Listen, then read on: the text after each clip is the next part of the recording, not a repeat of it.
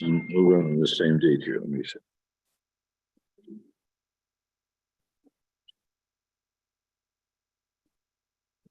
Page. Let me see.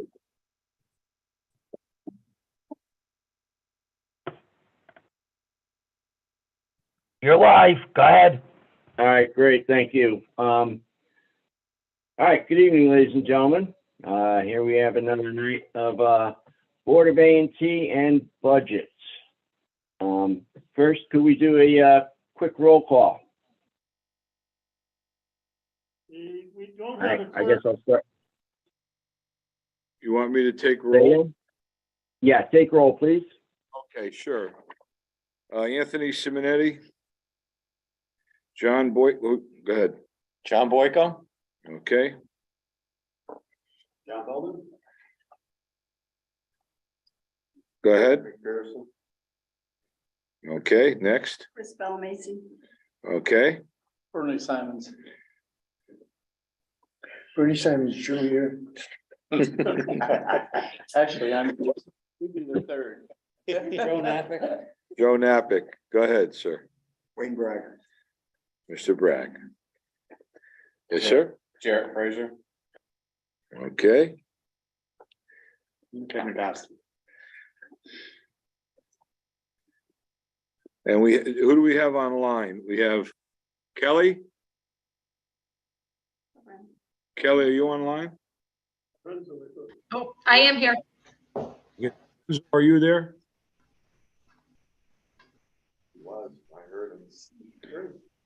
Lorenzo? And Lorenzo Durante present.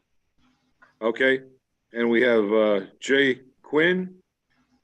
Hey, Francino Quinn is here. Anybody else on the line that we don't see? We're here. We have the roster. Fire it up. Okay, excellent. All right, so folks, first, those who are on the line, if you would please mute your phones, this will, aid in, and no feedback and, other stuff, okay?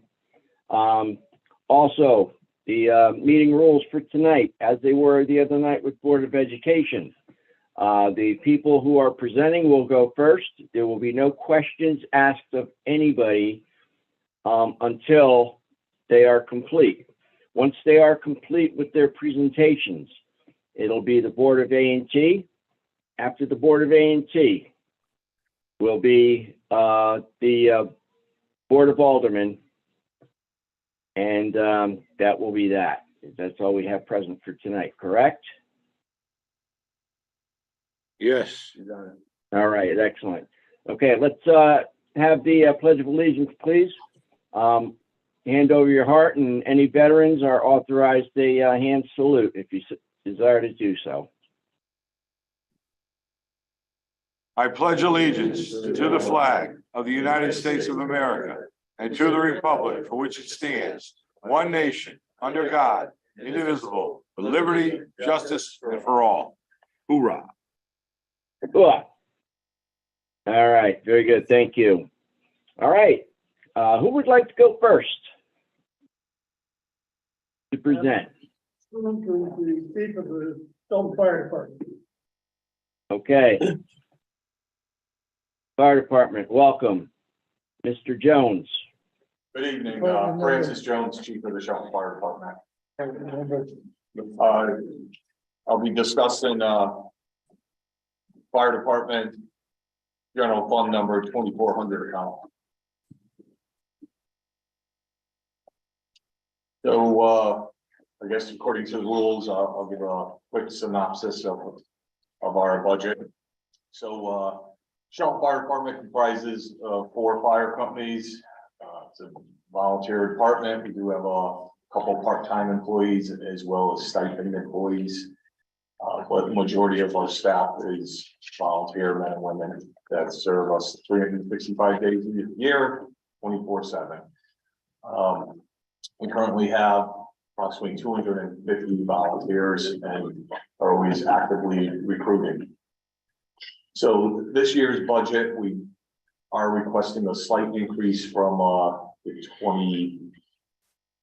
22-23. Mainly the increases will be found in our gasoline fuel account, our motor vehicle maintenance, and our equipment maintenance.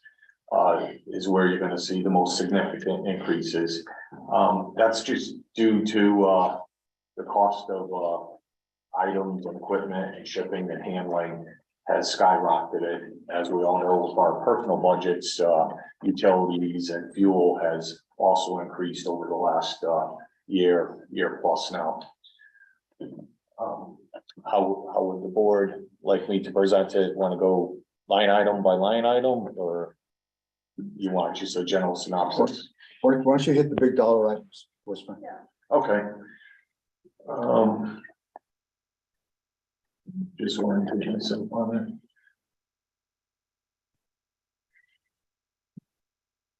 So equipment maintenance, our original budget only went up by about $3,000 from 41,000 to 43,000. Well, that's gonna be account number 1108.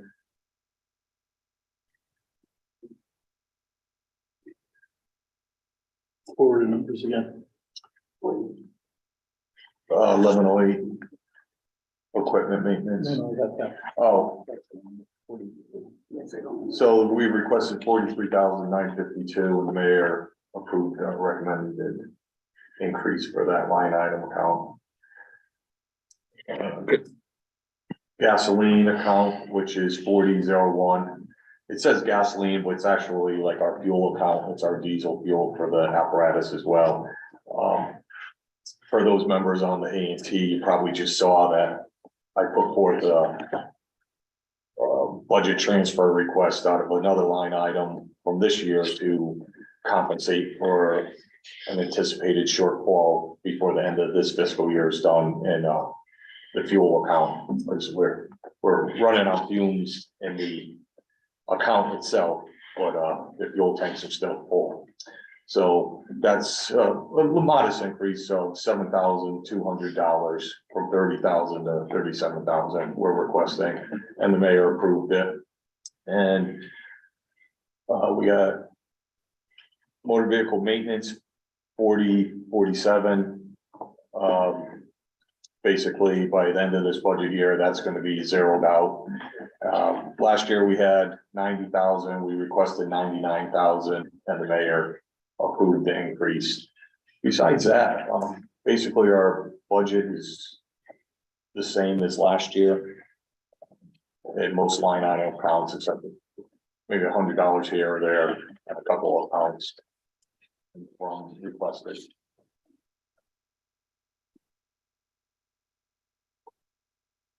That's basically all I have, unless there's any questions from the Board of Aldermen or Board of A&T. Okay, very good. Board of A&T first. Well, I have, Anybody have any questions? Yes. I have a question. Okay, who's speaking, please? Yeah, it's on here.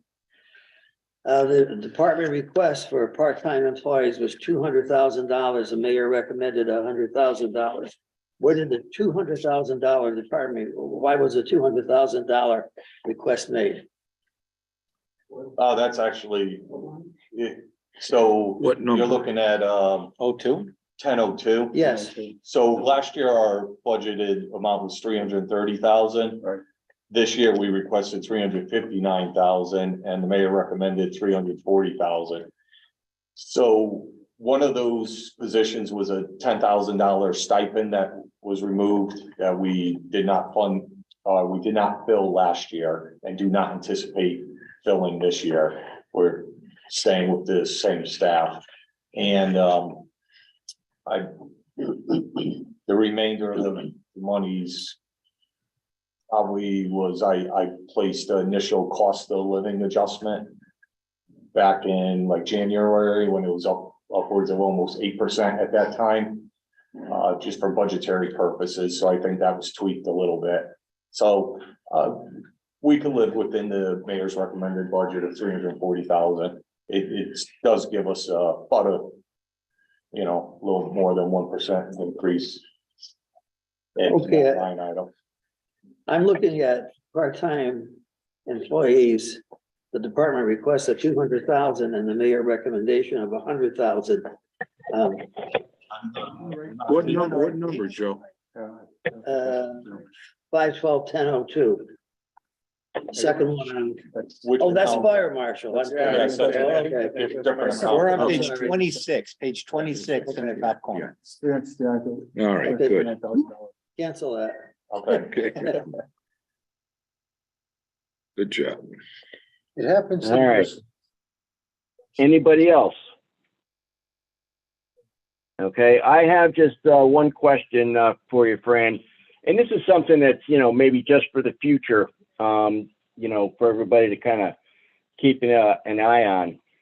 Do you ever, with the growth of the city, do you ever anticipate having to put on paid firefighters in one or more districts?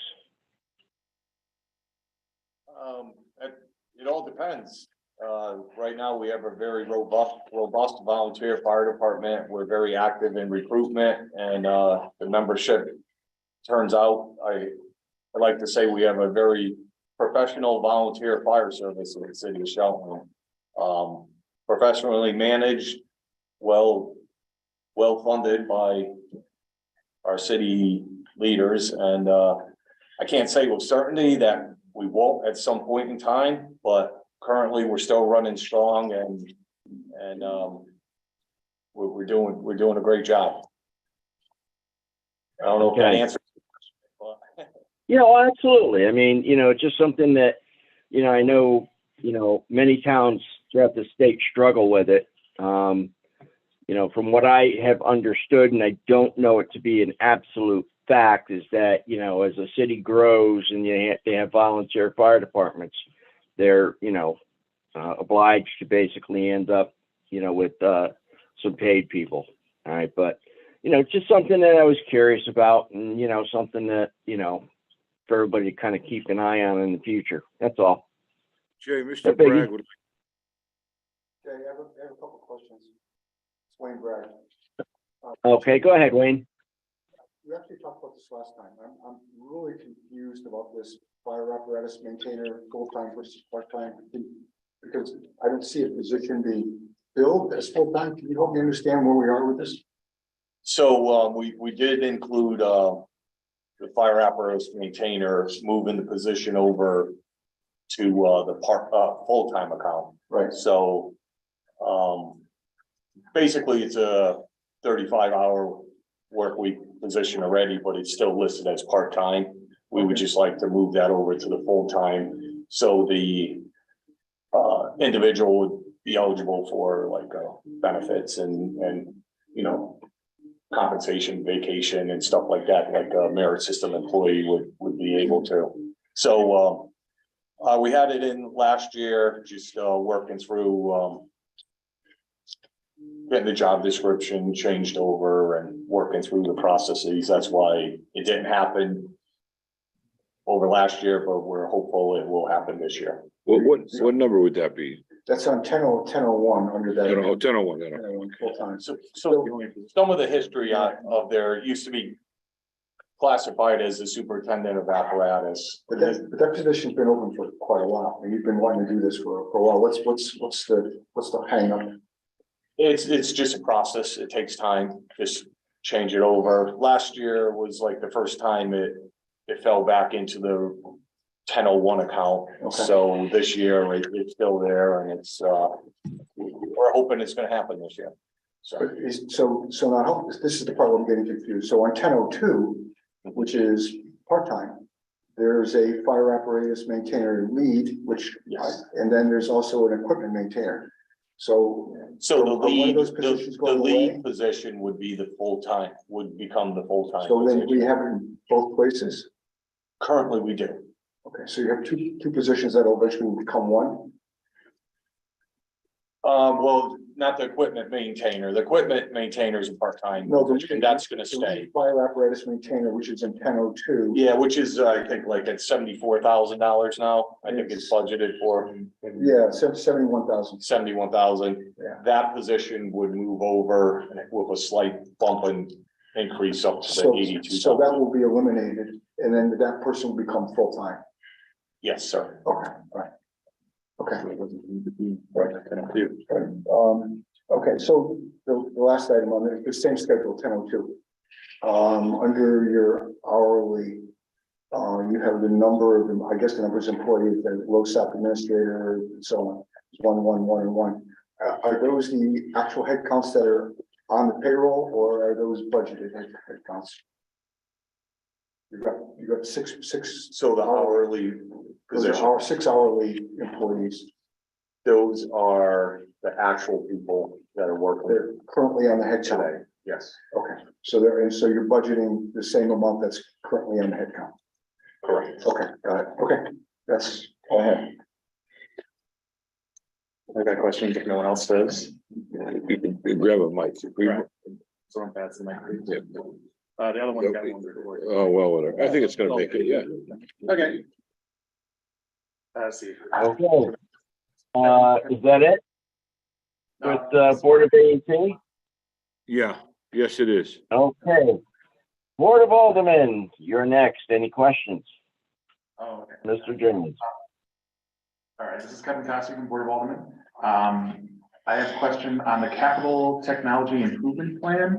Number 5 is an annual contract for ESO records management system at 18,000 per year. If it's annual, that really be part of the regular budget, not a capital improvement budget request. So we have been funding it within our communications, working with purchasing. We've had to fund this over the last few years. Okay, so communications, that'd be 30-11. Let me see. I think we did it under professional services last year. A split between, yeah. Okay. So I might have to get back to you on that. Alderman, for the exact details, but my recollection is, we funded it from professional maintenance last year. right, So we had a change over, so we used to have, our records management system, it was Firehouse software, which was fairly inexpensive, it's probably like $1,500 a year. And then all of a sudden, that company was bought out, we switched to another company, Emergency Response, which was then bought out by this ESO company, who basically has the monopoly of fire records management currently. And it's a very large portion of it. It deals with our dispatch, it deals with our fire marshal records, it deals with our day-to-day reports. And that's all important for FEMA grants, a part of our National Fire Incident Reporting System. So it's a lot of legwork for our fire department IT and the city IT to switch over from platforms to platforms. And, you know, some of you guys that work in the private sector, you understand how the platforms are changing all the time. Unfortunately, with all the different modules needed for the different platforms, it is a lot more expensive. So the 18,000 is the high end. That is if we have all the different modules. Currently, we're not using all the modules, but it's somewhere's, well, what, 12,000, 12 to 14,000 this last fiscal year. We had to fund for it. Well, I could get back to you for more specifics. all right. But and you anticipate it being in one of those 2 accounts this year? Yeah, we could still fund it within our operational budget. Okay, so I see professional services is 19,000, communications maintenance is 15,000. Right, okay. As far as the capital technology improvement plan, though, I mean, there was 2 capital plans. There's capital improvement plan and a capital technology improvement plan. The capital, it looks like they're both over 6 years, but there's no. Jay Francino Quinn.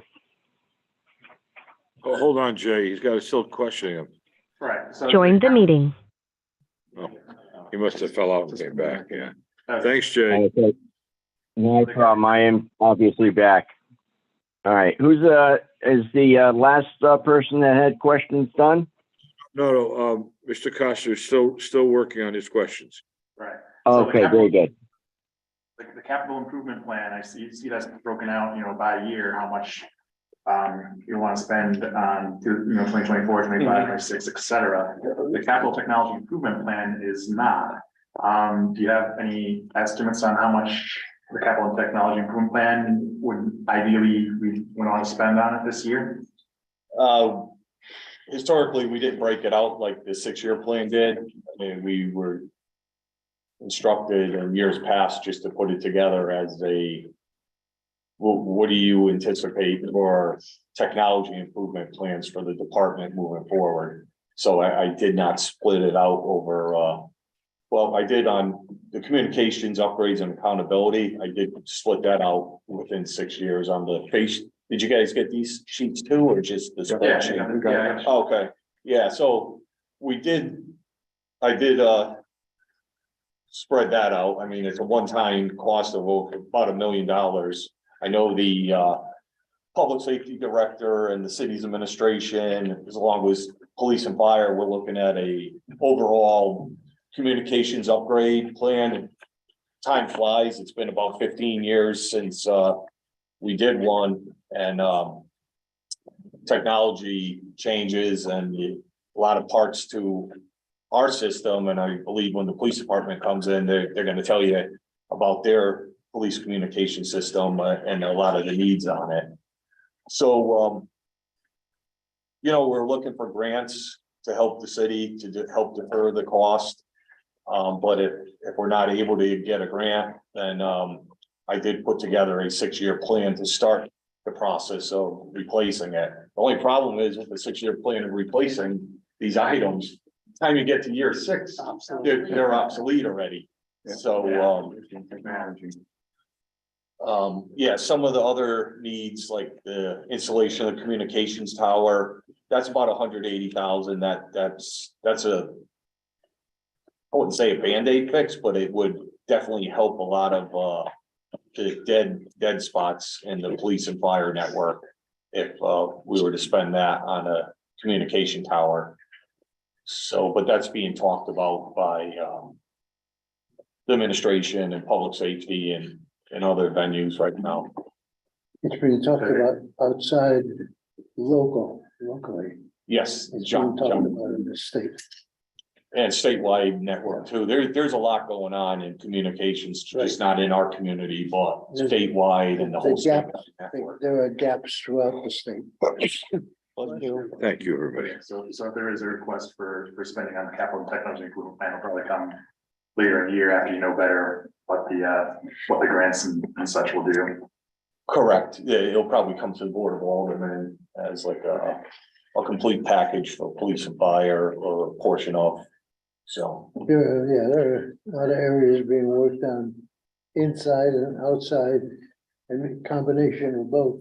correct. But it's the planning is long-term. It's not single year. Yeah. And when you try to talk to them, you don't get specific answers, so. And then, it's an area that certainly needs some attention, but, the help needs to come in conjunction with other communication vehicles and units that are outside of Shelton. Right. I have a general question. It's Anthony Simonetti, general question. Chief, does you piggyback on the police? Or the police piggyback on your communications, or you work in together with it? Well, there is some crossover through the dispatch center. Okay. So both police and fire, our 911 center comes through the police department. through, Okay. Private, dispatchers, public safety dispatchers. And it is working. It is working. Okay, Yes. Our system is working. There's a couple challenging spots, but, it works. Okay, good. Again, just for budgets and plans, we put together a plan for the future, for today, tomorrow, and the future. So that's why it's within our plan, for future upgrades. I'm fine, thank you. I'm good, thank you. Any other aldermen? I just had a minor question on line 4010 medical supplies. I know with post-COVID, a lot of the distributing companies, everything's gone up substantially. And you didn't really increase that much. Is that going to be potentially a challenge for you guys? Not currently, we were fortunate, the fire department received a grant, a COVID, grant, so we have a pretty good supply of medical grade gloves. Thankfully, a lot of the respiratory ailments are on the declines, so we still have our masks, we have that, so we stayed steady with it, based on what we use currently. Thanks. Thank you. Chief, it's Anthony Simonette again, Chief.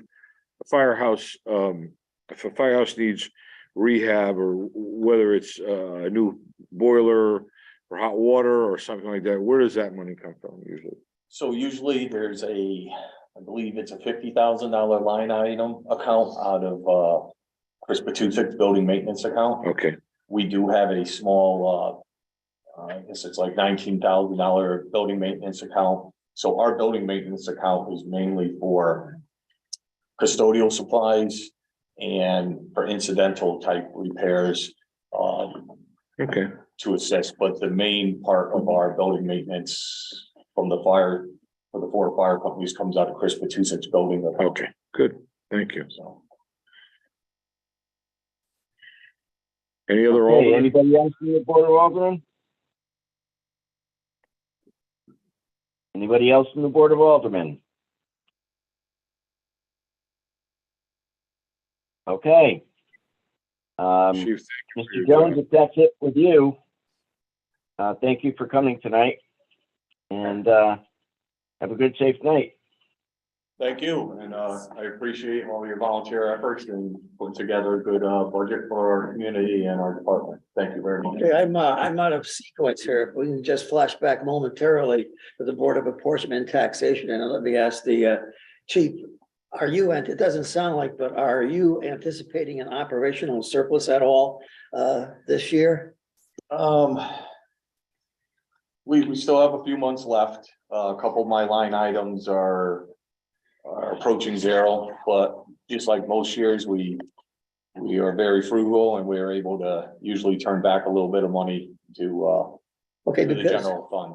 my concern is, and it's with all departments, is that if there are any surpluses in the various departments, they may be applied to the serious situation that we have with the Board of Education and their special ed concerns, and that's why I asked if you see any surplus coming.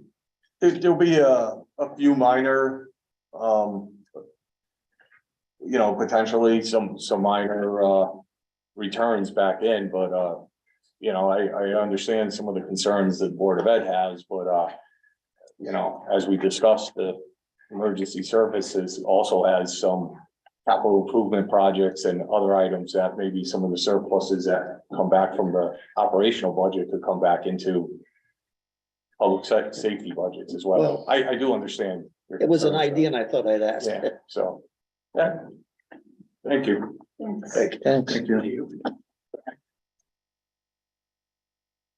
Okay, anybody else? Chief is just a, The next department would be Parks and Recreation. Director Ron Herrick.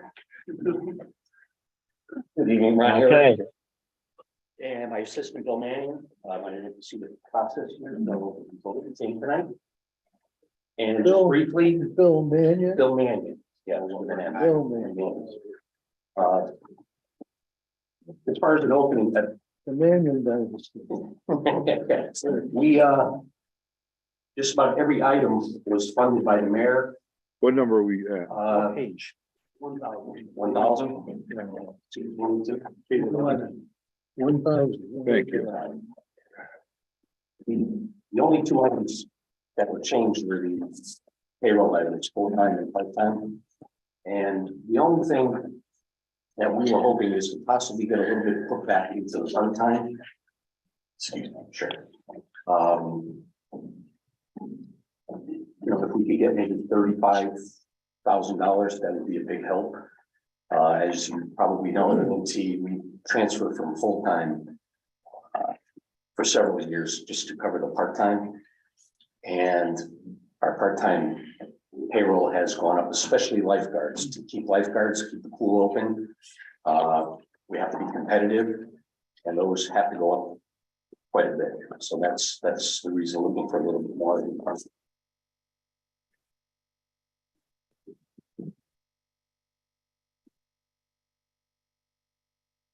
Okay.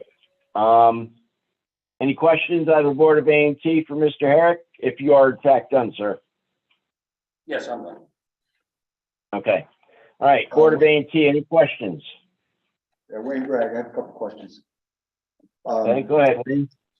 Ron, you gonna cover the revenue also? As far as what we predicted last year, Yeah, predict this year. it might be a little bit short. We're still haven't come back from COVID all the way yet. Yeah, that's what- You know, Our membership's numbers have been down. Our membership's down. Memberships are down, classes are down.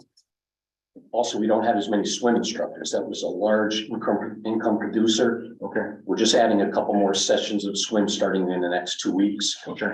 So quite a bit of this part-time monies that we have now, it's spring, it's getting busy. Yeah, 'cause right now you're on revenue, let me just. You're looking at about a $98,000, about $100,000 reduction. Right. Is that, It probably will pick up to probably about 60 to 50. okay. So Any changes in the part-time accounts in terms of labor expenses as your membership has declined? not really, we probably cut down a little bit. And again, when we get full-time, as you know, we get full-time, then our part-time will go down. We're pretty well balanced right now. We are just got the okay to test for another full-time park maintainer. Hopefully they'll be hired July 1st. We never know the exact date, but we did get the okay to go test. Okay, We do have an open position. Someone resigned about 4 months ago or so. okay. Let me just, a couple of trends that are sort of a little bit confusing to me here. So I'm going back to 2022. You're about 700,000 in regular payroll and about 440,000 in part-time payroll. That went down to 2023. The part-time payroll reduced to 325. The regular payroll increased to 950. And then it changed again, this budget in 2024. The part-time went from 325 back up to 457. So it went up, it went down, it's back up again, almost $130,000. What's going on there? Last year, our request was cut by 90,000, I believe. Okay, And you still spent that much, as you know, I went for transfers. So again, this year, Okay, yeah. we're cut 77,000. That's why I'm here today, because we're probably going to need about at least 35,000. We may be able to make do with that amount, okay. which is a bit less than our 457. Again, it depends if we hire a full increment of full timers. Yeah, how many open positions do you have, full-time and part-time? Full time, we have 3 positions right now. And what about part-time? Part time, we don't really have any vacant. I mean, they come and they go. It's. So these are all straight In salaries? the spring and summer, we've got our college kids coming on. They haven't Right, started yeah. yet. Our summer playground program. So a lot of things will be beginning shortly. So these are all salary increases then between 2023 and Yes. 2024? Yes, there may be, we have 80 some odd part timers. No, I know, Right. I understand. Yeah, Yeah. it might be 1 or 2 additional from 80 to 82, but it's basically increases in salaries. Okay. Minimum wage is going up and you can't find people to work weekends. And lifeguarding, they'll go to Trumbull or Westport for $1 more an hour and we lose people. We have to stay competitive. Okay. To stay open. All right. Thank you. Okay. Okay. Anyone else from Board of A&T? So in general, it would seem that you're anticipating having a difficult time functioning with the budget that you're given. And therefore, there's no hope that your department will produce any surplus. I wouldn't say no hope. I mean, a lot depends. We don't know next, 11 months from now, how many people will be taking yoga classes or swim classes. It's impossible on the income side.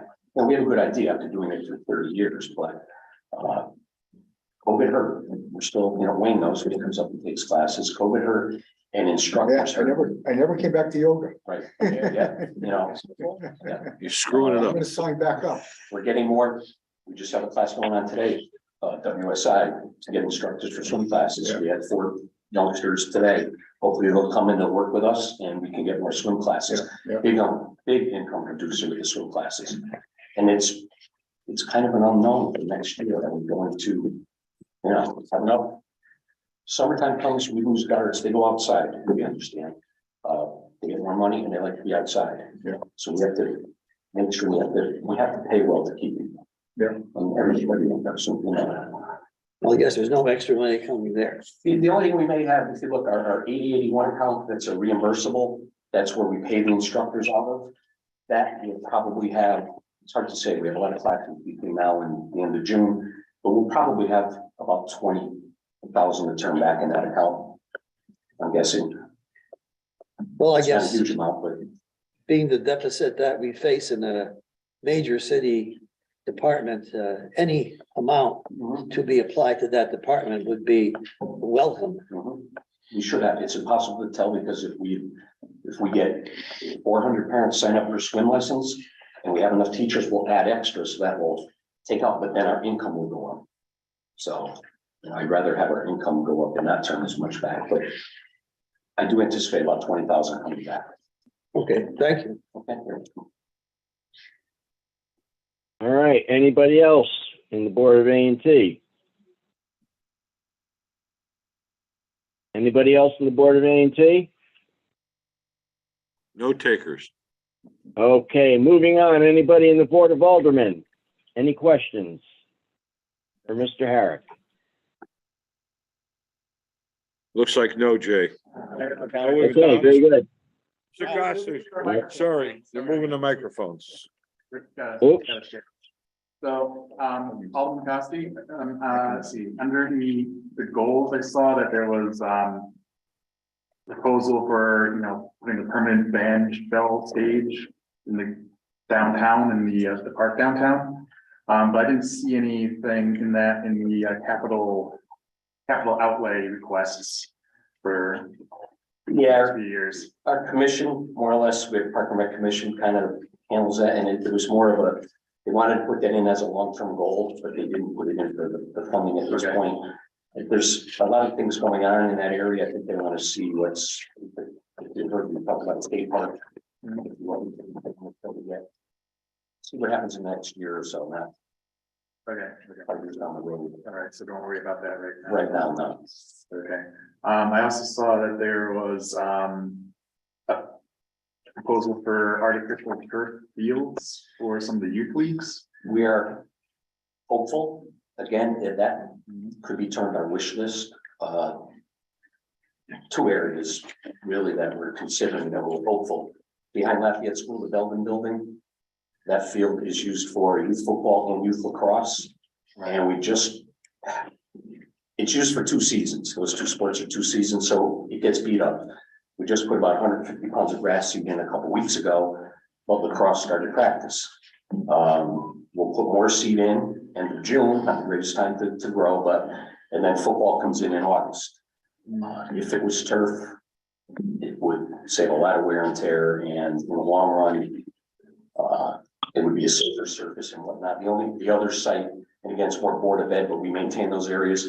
The lacrosse soccer field by the tennis courts would be ideal. And again, you can use it for multi sports. Okay, but I mean, you mentioned safety there. There's been a lot of news the last couple of years about artificial turf, possibly being associated with a rise in injuries. So, but that's truthfully more on the high level athlete. Our safety issues I talk about could be ruts in the field and whatnot. You're not gonna get that with artificial. I'm talking with the grass and the dirt. You think it would be safer and maintaining wise, less expensive, less to do. That's why we would hope in years to come that we can maybe get that. And you think it'd be cheaper than the current grass fields that we're maintaining? Probably not. It might be close. I mean, you know, we cut it, we line it, water it, all those would be gone. Again, a turf field might cost you down there, might cost you $1 million. So it would take several years to recoup the costs. You know, you might be talking 22 years or something. But do turf fields normally last 22 years? Not typically, depending on the use, you might get 15 to 18. Okay. Sometimes it might be just a portion or the perimeter or wherever the heavy use areas are. But, the one at the high school, and we take very good care of that field up there. We sweep it, we groom it, we go by all the policies that were set forth, and between ourselves and the Board of Ed, we've been doing that religiously. Okay. Let's see.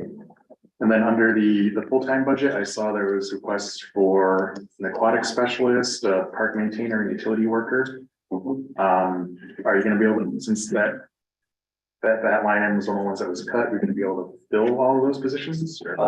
That was cut, yeah, $69,000. As I said, the park maintainer, the testing is currently going out now. We would probably lose one of those utility or aquatics positions. And we put that in the budget because it is a position, it's been filled before, but we haven't had the aquatic specialist for many years, so we could probably get by without it, but we do put it in, it's a union position, and we put it in. Right now, we use part-time to fill those roles. I mean, look at the aquatic specialist, would they be responsible for some of like the swim classes you're talking Yeah, about? here? what we used to have, Big money. we had a aquatics director and then a specialist, and they overlapped their time frames. So we always had a full timer. The pool's open at 6 a.m. until 9:30 at night. We had a full timer, they overlapped, and that person could, in a pinch, lifeguard, and they could teach some of the classes.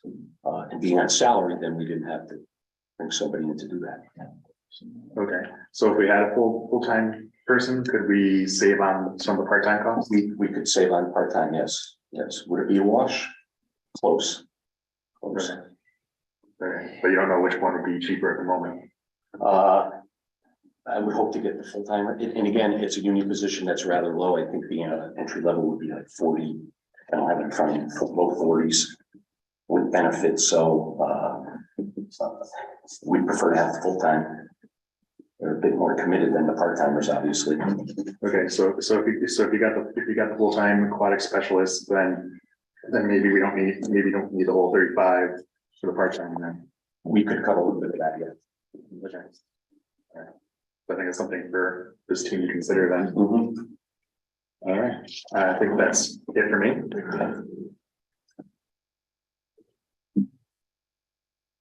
Okay.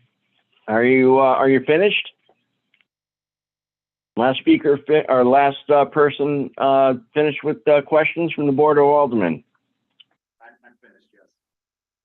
Okay, any more takers? Looks like no, Joe. All right. Very good, thank you. All right, now what about, who do we have up next on the docket here?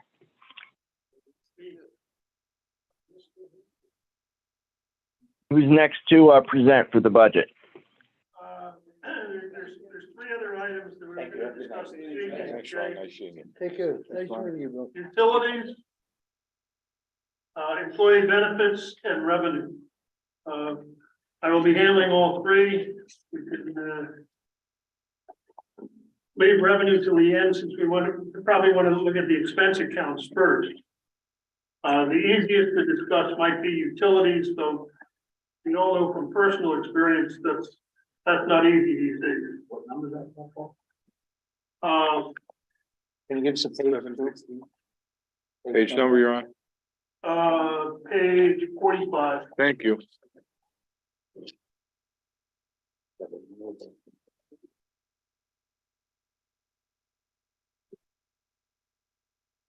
Essentially, there are four components to this, obviously water, electricity, natural gas, and telephone.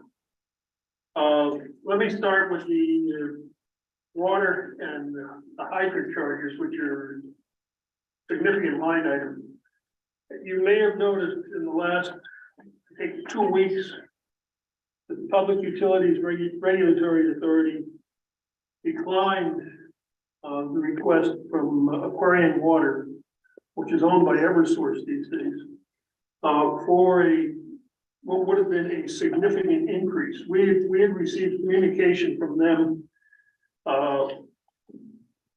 back last fall that they had filed for rate increases, and it would have been enormous. The Public Utilities Regulatory Authority declined all of their rate increases. That doesn't say that they're not going to file again and that something else may happen, but it takes time. They were filing this letter that we received from Aquarian back in the fall. They filed on August 29th, and the decision was not reached until basically 7 months later, the end of March by Europe, and that was to turn it down.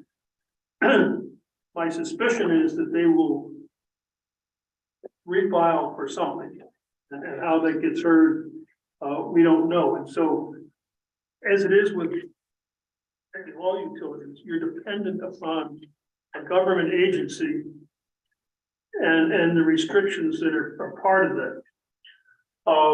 We have in the budget $1,550,000. We also received a letter from Aquarian back in February that are, I'll primarily talk about the municipal hydrant charges. Hydrants, and you get charged by inch feet for the pipelines that are in the road. We received a letter in February indicating that our charges would be under the old system, $1,357,000 essentially. And so we put in a number of $1,550,000. That's probably a little over what we need right now, but again, no guarantee. And I think the other thing that you have to be careful of too is with a lot of the development that goes on within the city, when a hydrant gets added, we have to pay annually $264 for that hydrant. So if you had 4 hydrants, you're going to add over $1,000 to that line item. Again, it's an expensive line item, and it's one over which we have no control. Because it's regulated by state authority, and we're frankly at their mercy. As far as the water, and primarily the hydrant and water line charging. I don't know, I could go on that, but there's other items that are going to come up here this evening that are not more important, because Fran Jones would say he needs the hydrant. But I don't know if there's any questions from members of either board. Well, there's an observation I have, but with the permission of the chairman of the committee of the ANC, I'll put it out there now. You have any problems with that? Jay, can John English make an observation? Okay, go ahead, John. The observation I have is that while the Public Utilities Control Authority has control over this, and they are free to wield their power at will, while they rejected the aquarium, the water's rate increase, huge as it was, they gave an equally big increase to the United Illuminating that slapped everybody in back of the neck. I mean, whether you're a municipality or whether you're a homeowner, everybody got a 50% increase. I mean, is that fair? Is that right? I mean, so maybe we're little guys, maybe we're just one town.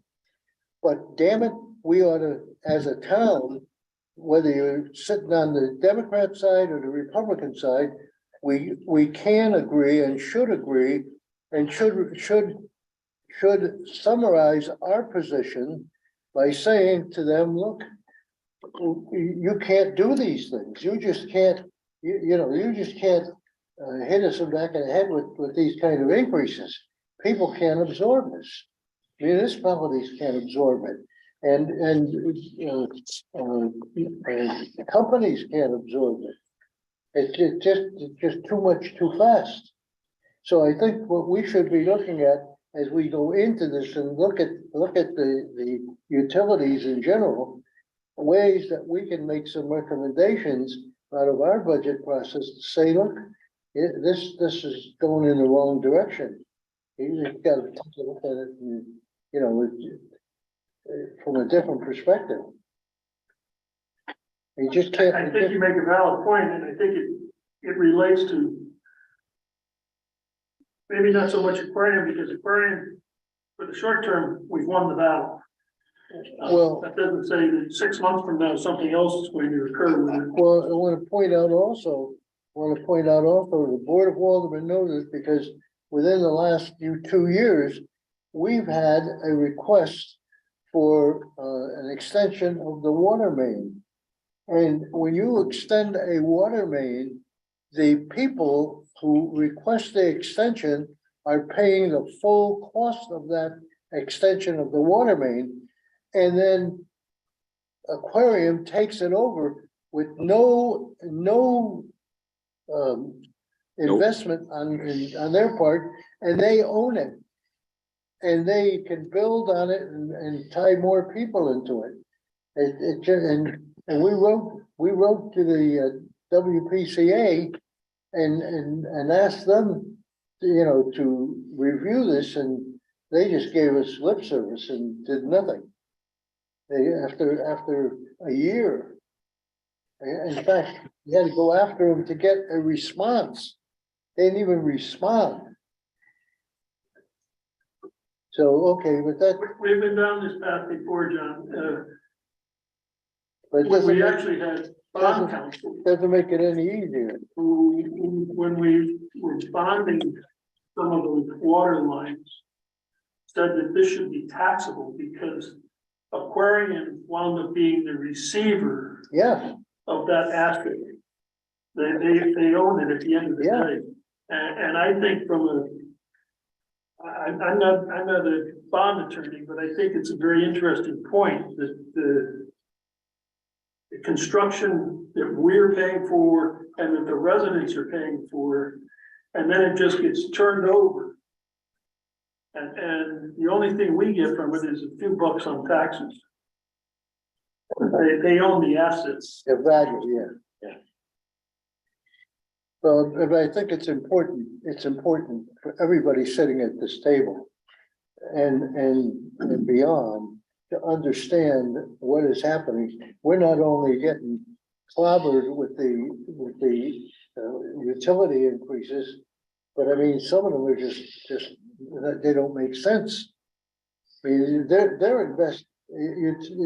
Aquarium is looking for rate increases, and they're making no investment in the service. We're 100% doing the investing. All they're doing is maintaining the status quo. Well, these regulatory agencies are no friend of the consumer, that's for sure. You're right on that. Well said, Joe. If I can add to Mr. Angles's and to Joe, I noticed that our fire hydrants are looking very sad. They're rusting like crazy. So fire chief gave me the name of the person who takes care of them from Aquarium. Spoke with him it was Monday, he told me flat out, he said, what we're putting on the roads today, it's all over the state. What's rotting your cars is splashing up and destroying the paint on the fire hydrants. He said, and by the way, I'm the only person who maintains the fire hydrants. He said, I don't have anybody to go out and scrape them and paint them and all that. So I was trying to find a way to get it done. Boy Scouts, community, whatever. But he told me flat out, he said that we just don't have the staff.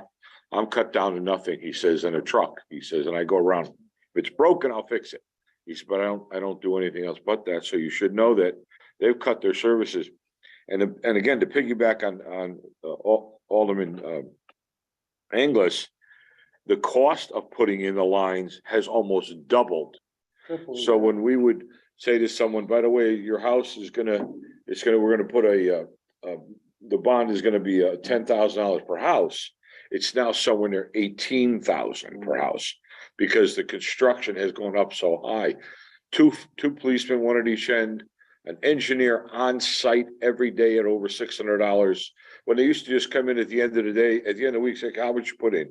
Measure it, put it down. He's got to be there every day, all day, taking requests. It's the cost is going out of sight. I feel for the people who need water, want water, their wells are out, or they're having a problem, especially in this area where you have ledge and it's you're really building hard. But I think we're all in agreement in that. It's a hardship. Yeah. Okay, can I add to the comment here?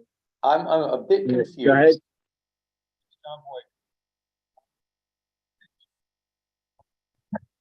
Go ahead, John.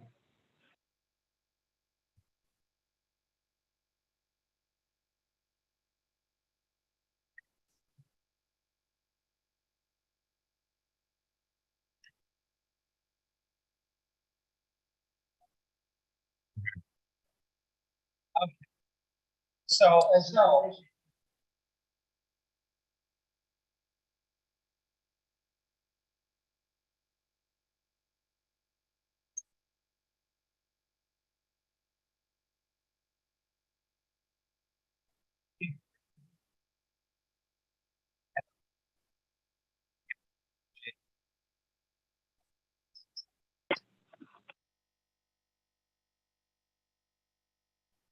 I agree. About 46.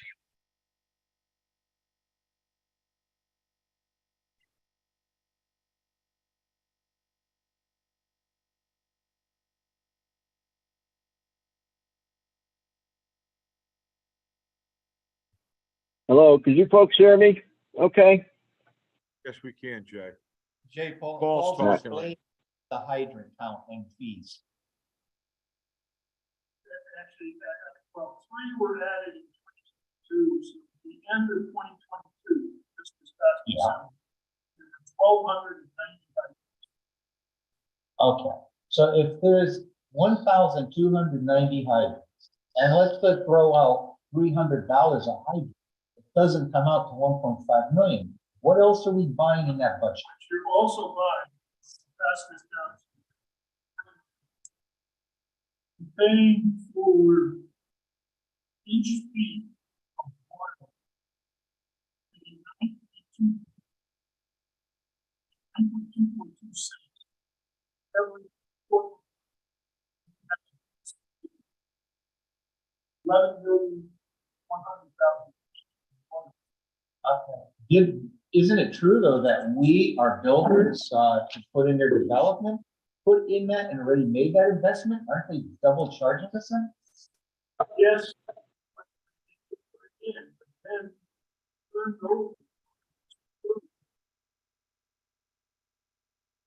Well, essentially owns. We have, we're paying. Anthony was saying, 2 minutes and talk from Collins. Just does the hydrants. Does the hydrant. We don't do that. We're responsible. We're paying close to lower taxes, obviously. No.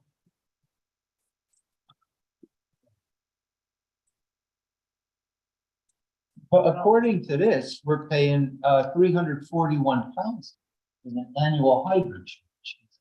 Okay, so this inch foot charge, they're getting paid for something that we or our developers are putting in. There's Yeah. something wrong with that, because I'm sure in the water bill, there's also a maintenance charge. So So the state basically, legislature. they're double dipping.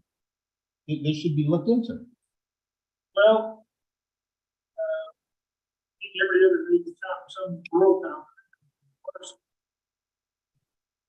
About 100,000 state have the same situation. Maybe they're not savvy like we need to be. Well. It's a state law, you can't beat it. This is.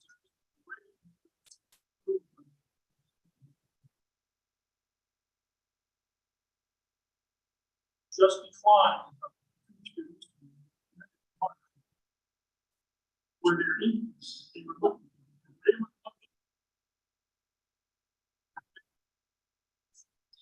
They were looking.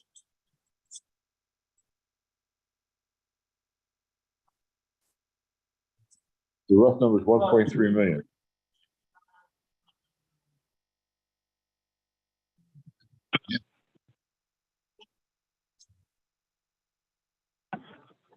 Our increase on the inch feet for the city of Sheldon would go from 9.242 to 11.507, or a 25% increase.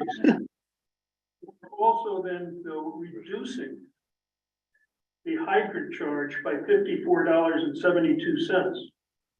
But we would have had that been approved, we would have paid them more, because we got 11,100,000 feet, inch feet of line. The only good news, I'll give you one good news on it. They do pay taxes on it. And we went, it's personal property taxes that utilities would pay. And it's not insignificant. They are, of course, they're a large landowner in the city too. But a year ago, we went, you look at the assessor's budget, we have an audit that is done, and we audited them, and we got over $100,000 extra because they understated what they had. And so our outside auditor went and appealed to them, and we picked up over $100,000. So, Every little bit helps. you know, it's a win-win situation. Because, you know, we're still gonna pay all $1.5 million for the service. And, but it goes on. Are they getting anything out of our corporate taxpayers, industry, hotels for the lines in front of them? They get whenever you see a red fire hydrant, the red ones that are mostly at corporations, places, those are personal fire hydrants to that property. They pay another fee to them, okay? So the ones that are yellow, Right. I'll call it yellow, whatever, are ours, and they're public, and those are the ones that the firemen can hook up to anyone they want, but that's how But they the water charge. main fee, that pipe fee, That- are they paying on the pipe fee? I don't know or what, we? I don't know what the corporations pay, just I know that. And the colors are different for each fire hydrant because certain fire hydrants are shut off in the winter because they might freeze because of the way they're set up. So the firemen know by the color of the top, which ones they can use, which ones they can't, just so you know, okay? But it's not as easy as, I said, we'll just paint them all yellow. I think the one thing from a budgetary standpoint, we have an estimate here. My suspicion is that we are going to see at some point in the next 15 months. Yeah, It's not enough. You're gonna see some increase, yeah, Right. not as much as they were looking for, perhaps. But there's going to be, you know, they're gonna refile pretty quickly. I'm Sure. They're in that business. And it may, you know, we may find out next December yeah. that that our rates are going up. And from a budgetary standpoint, as far as adopting a budget now, frankly, we're guessing a little bit. You know, Yeah, we might be low. I think we're okay on the hydrant and water line. I think we're okay. Okay. I'd like to get to the next two, which is where we've got other issues. Let me touch on natural gas. We are a significant user of natural gas. And for natural gas, Yankee Gas is our supplier, which again is an Eversource company.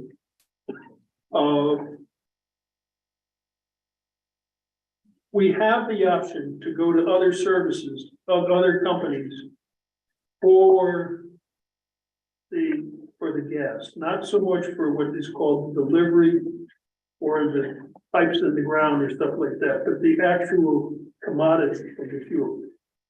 Problem in Connecticut is there are only 2 other companies that are authorized to bid on this. Sprague, which is a company based out of Portsmouth, New Hampshire, and has an office in Bridgeport.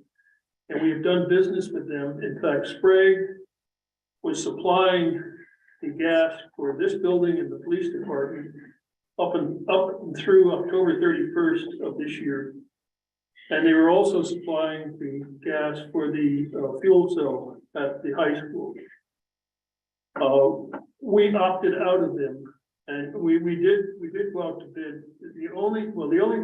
The 3 sources we can go. We go Yankee Gas, Sprague, or trying to think of the company's name. They're out of Meriden, not Deluxe, something Energy. They were the highest bidder. Sprague was in the middle, and the problem with Eversource or Yankee Gas is it changes monthly. You cannot log in as we did previously on this building in the police department and the high school and had it locked in for a period of time. When we were bidding this, you know where utilities and energy costs were last fall, September, October. And so we opted out of that. So we are locked into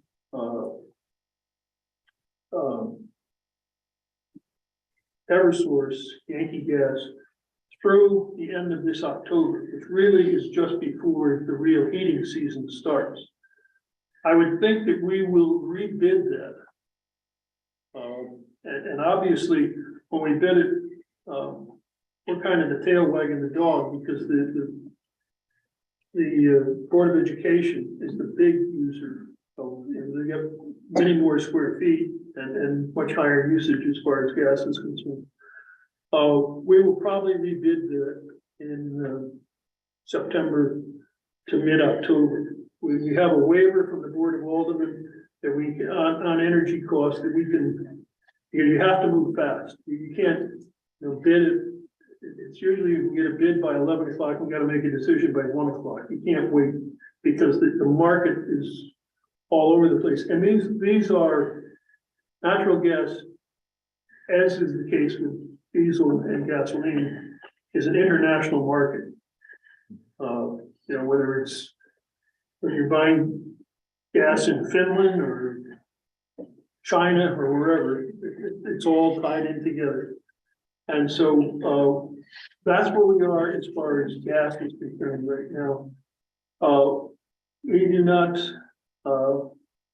as I said, I keep in contact with the guy at Sprague, who's very knowledgeable, and it's all he does. So he's forgotten more about natural gas than I'll ever know.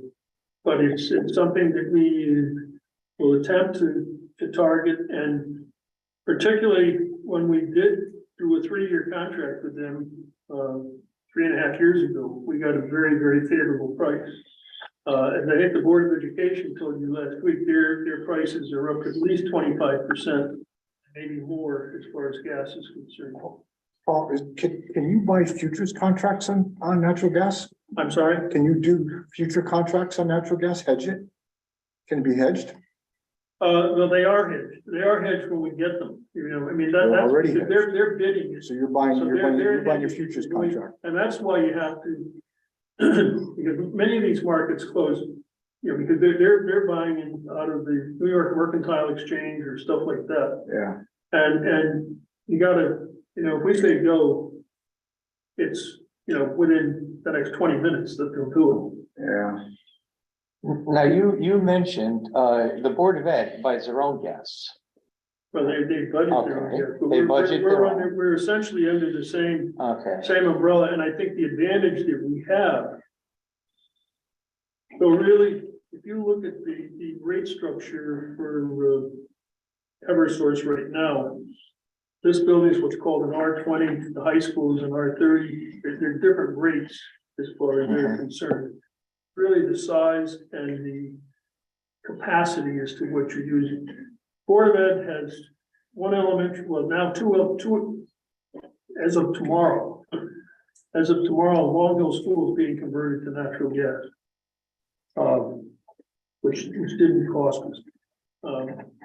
They got a grant to bring the line in. For those of you who were on Long Hill Avenue, you may have seen it when they were digging the trench, and tomorrow it gets converted, tomorrow morning. It's been on propane, it's going on natural gas tomorrow. It's been on propane since 2014. And we just felt that, first off, there was no cost to us at all, or to the Board of Education, to bring the line in from the street and to install it. And so that was. Now, you mentioned something about the fuel cell. It sounded like that the municipal budget is paying for that. Is that true, or is it on the Board of Ed? We don't have enough time tonight to get into the fuel cell. Let's move on. Yeah, The fuel cell was put in 2017. The basic problem with the fuel cell is it was designed incorrectly, and it operates at 75% efficiency. And we are working with several different people. Mayor has been, I've been, including the former mayor of the city of Bridgeport, Bill Finch, who's involved in this. As far as what do we do, because we have another 14 years on that contract. is that gas coming from this budget No. or the board? That's coming from the Board of Ed. If we can please maintain, allowing the speaker to continue until he's done, and then we'll go with, each of the boards. Okay, I appreciate you, asking questions, but, if we can just maintain, that would be greatly appreciated. All right, go ahead, back to you, Paul. I don't know, I'm sure many of you have natural gas at home, and you know what's happened. But we will see, and prior to the commencement of the heating season next fall, we will go out along with the Board of Education, because we want to be in this together, because quantity is some advantage. Direct Energy, that's the name of the third company. Direct Energy, Spray, or Eversource. Those are the only three choices you got. Direct Energy and Spray will give you an extended contract. Eversource will not. Eversource, it is going to vary monthly. And you'll find out around the 28th of the month as to what it's going to be starting April 1st, May 1st, whatever. So that's where you're in the spot market. Electricity, someone touched earlier on the rate structure, maybe it was John, with the United Illuminating, who is our supplier of electricity and also relates to the streetlights. The best news of all, and a year from today, we're gonna be saying something different, is we are locked in on the generation fee for the city and the Board of Education at 7.44 cents per kilowatt hour, which is about at least a nickel under what current pricing is. What are we locked in for? What are we locked in for? Are we locked in for the cost of the electricity, or are we locked in for the cost of delivery? We're locked in for what is called the generation. The generation. You personally, any business, Board of Education, have no control, and you rely upon the public utility authority. Whatever they decide as far as the delivery, what they call the delivery fees. But I don't know what the percentage is, but we've had people come to us and say, oh, we can help you with electricity. We tell them what we're paying right now. I could show you an email they got last week, from a fellow who met with the mayor. And he said, we can't help you. You're as cheap as you can get. However, that contract runs through December of 24. So we're okay for this year. And we're okay for, it's not exactly the end of December, but it's some point right before Christmas, in December 24th. So we've got 5.5 months of that same pricing next year, and 12 months of it for this fiscal year, which is really, when you look at, if you look at your own bill, as to what the generation piece, you're paying more than 7.44 per kilowatt hour, a lot more. And it was higher than that, and it's come down a little bit. So,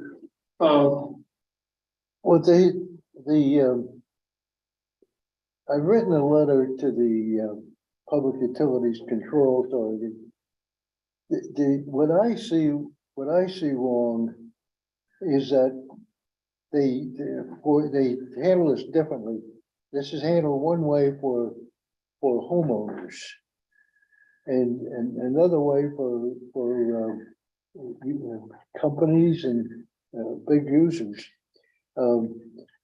What they do is they go out and the Public Utilities Control oversees the whole thing, but UI, Eversource, in our case, we're serviced by UI. So UI, before the end of the year, they go out and they seek bids. And then they decide what their lowest bid is and they announce it. And then the private companies put out their price. I mean, and I suggested to them that if they went out and the UIs sought competitive bids and they didn't announce it, and they had the private companies do the same thing at the same time, and submit the results to the DPUCA and let DPUCA then pick the lowest bidders. What you get is a more competitive bid process.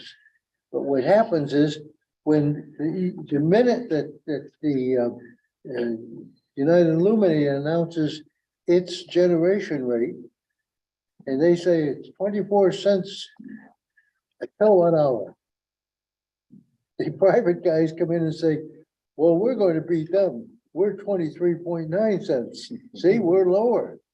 So there's no competition. It defeats the purpose of the whole thing. And that's where we're stuck. That's why it just keeps going up and up and up. Now, the DPUCA has just approved, the last time around, they approved their delivery rate. And that's typical. It's just a flat out, they submit their application, and once they submit their application, DPUCA does all the questioning and says, okay, we'll allow you to charge this rate. And it is what it is. You know, and there's just, the process is broken, but nobody questions it. Nobody, we belong to the Connecticut Conference of Municipalities.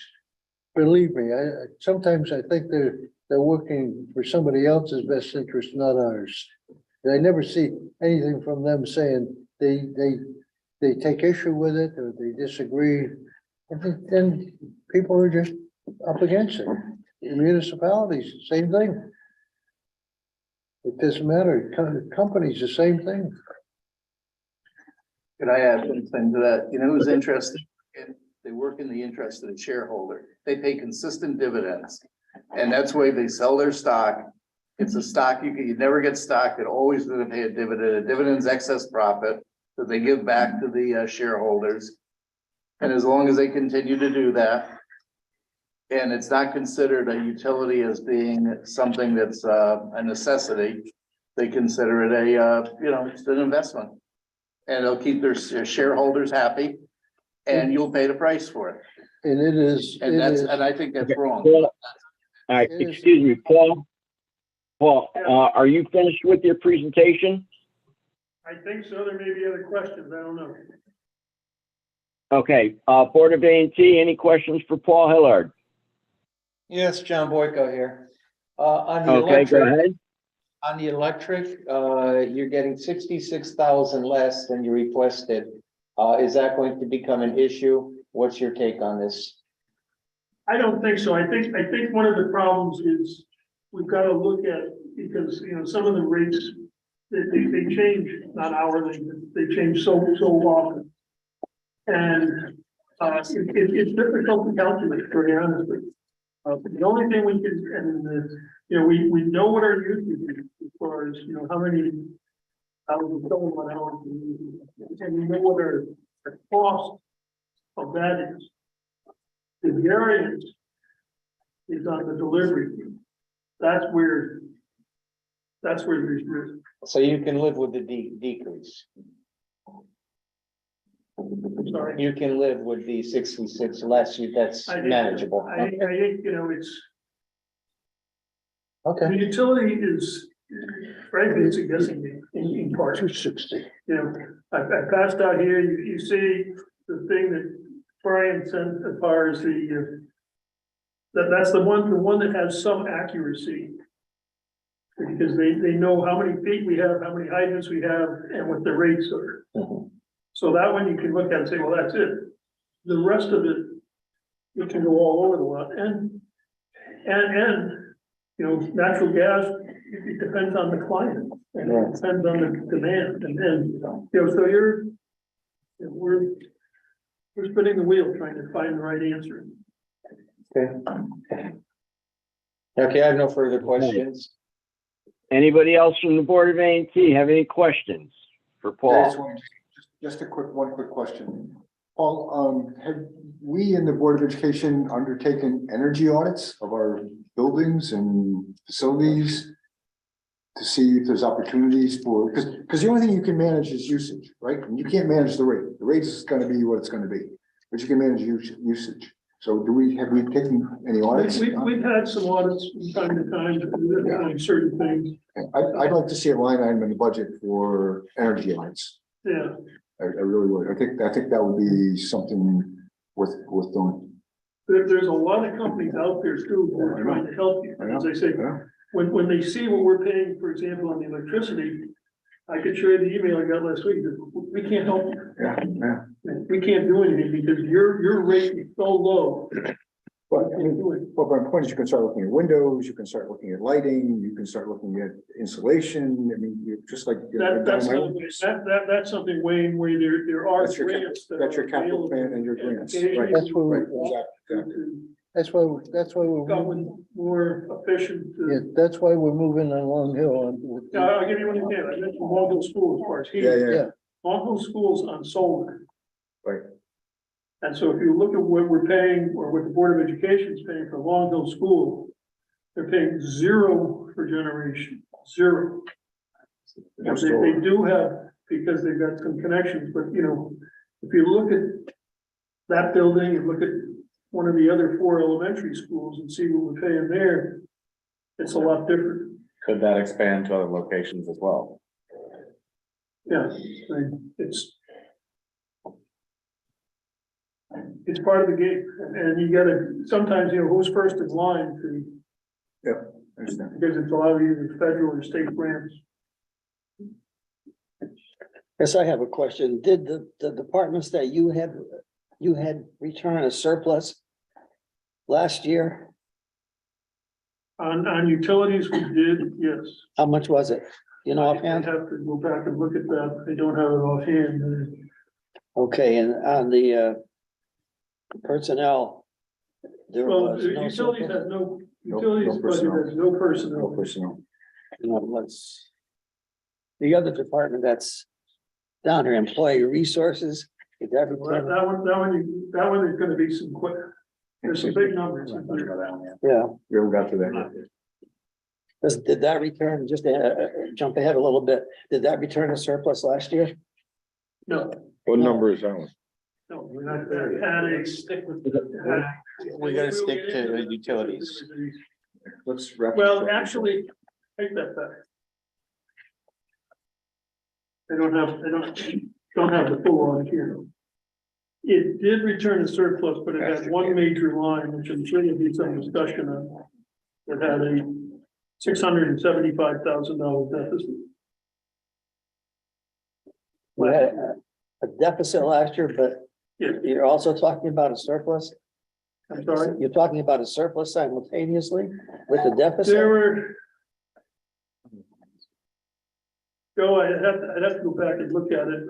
I know, unfortunately, I don't got a lot of paper here, as you can see. But I don't have that information. I can get it for you, and I'll send you an email tomorrow as to what it was last year. But I know there was one line, which we will be discussing here shortly, which had a $675,000 deficit. Well, hopefully if there are any surpluses, there's a place for them to alleviate a problem that Yeah, and this body you know, if faces. you talked last year, obviously overall, the city ran out of surplus. But we had we had one major deficiency. Hopefully on utilities, it seems like there's a question mark. We're seeing the trees, but not necessarily the forest. So we can't be really at all conclusive at this point as far as utilities are concerned. On which line? Utilities. Overall, but primarily with what we're discussing, utilities. Well, utilities, for example, are each one is almost, you got 4 different things: water, telephone, gas, and electricity. And each one kind of stands by itself. From a budgetary standpoint, they're grouped together. Yeah. Okay, therefore, the bottom line is, what are you driving at? Because I'm saying we see the forest, but not the trees necessarily as far as utilities are concerned. I'm looking for some kind of a summation that you might have about utilities. Yeah. Are we at the mercy of these companies? Yes. Yes. It's, The monopolies. I They're think overall monopolies. we're okay. They're monopolies. But there's some, there's some major deficiencies, there's not major surpluses, but collectively it becomes a lot. And that's why at the end of the year, last year, what the Board of Aldermen had to do is to kind of lump it all together. And rather than, taking 15 different transfers to meet a deficiency of $675,000, we took one and slapped it together. And, we're already locked into some deficiencies in this year's budget. Well, I think there was a general consensus of people protesting the regulation of these utilities, but I do mention that it may be not particularly effective, but you have a state senator and 2 representatives from Shelton who could voice the protest that's being made here tonight. It could be, You could voice a protest. About the utilities and the mercy that the city is being held at by utilities. Not only has he voiced a protest already, but has offered an alternative plan, and they laughed him out of the chamber. Yeah, they're not, the majority party is running the show up in Hartford. And we can say all the things we want to say, but they got their agenda, they're going their direction. You guys have more say than we do. But at least to say it. I mean, Let me add to what John said. I have some experience on oil wells. And there is no way to get any oil out of any oil out of the ground unless you take the gas first. Because the gas will stop the pumps from moving. There's such pressure. Yeah. So When you don't have oil wells working, you don't have gas coming out. And guess what? Somebody in Washington said, we're not gonna go for any more oil. And made it difficult. It's just simple. All right. Yeah, there's your problem. Shut the supply off. All right, let's keep going. What's Okay, next? moving on. Jay, hold on a second. Okay, moving on, thank you. I'm sorry? Hold on, Jay, hold on. Eric wants to talk. Go ahead, Eric. Okay. Just a quick question. Paul, is it possible that we're gonna be a little conservative with the municipal gas? At 264, this may be a conservative. Potentially, value. I think the risk, Eric, is what we saw last fall. You know, if we see that again, and what we were finding, and we did a lot of talking to the different sources of it. The gas companies, gas suppliers were supplying natural gas. It was cheaper for them to supply natural gas to Northern Europe. Of course. Because they're making more. Yeah. And they were paying, and what they were paying in Northern Europe was significantly higher. And this was gas from our country in Canada. Of course, yeah. You know, and they're Sensible policy. getting it on a boat and shipping it over there. And they could make more. And so the rates over there are just through the moon. Yeah. I mean, Sure. and I think that's the risk that we take in this worldwide environment, you know, because we're not talking Shelton, we're not talking Fairfield County, we're not talking Connecticut, we're talking the world. Right. When you get to these things, you know. Yeah. And we're a little guy from that standpoint, and you know, you gotta hope that you guessed right. And then I just have one last comment on this. Because the fuel cell was brought up, and I'll just briefly touch on this. I remember sitting in a meeting, John said in another meeting, we met with these people, I asked 3 pages of questions.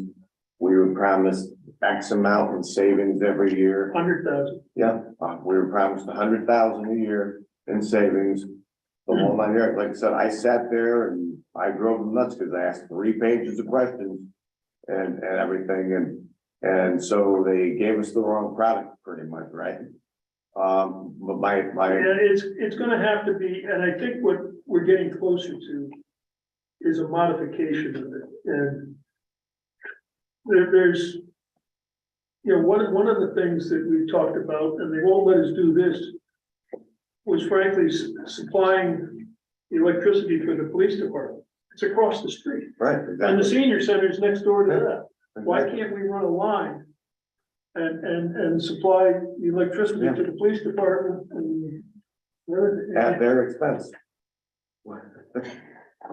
It should be at their expense, or Randy they Docious should be, looked at the contract and he doesn't think we don't have or they should be giving strong us, leg to stand there. they should be giving us what we were promised. And that's the person, not so much, our contract is with Constellation Energy, which is based out of Baltimore. I knew they were happy with it because the guy said, oh, come on down to Baltimore, I'll take you to a ball game and go out to dinner. And I didn't do it, but he was willing to pay for it because I think they figured we were making enough money off Shelton at the time. Well, And, it's time we made some for them. it's, yeah, we'll get it fixed.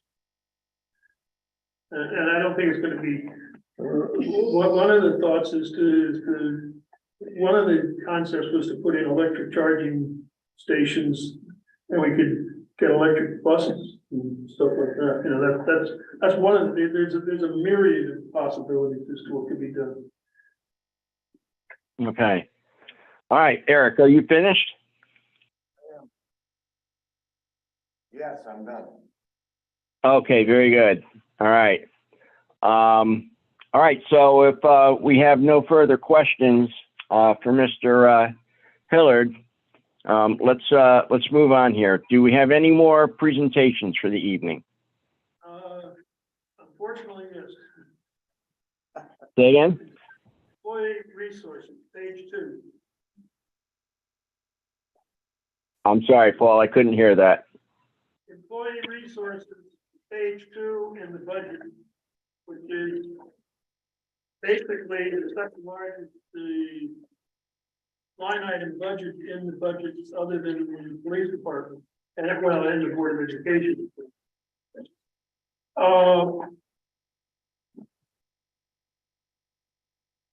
It is what it is.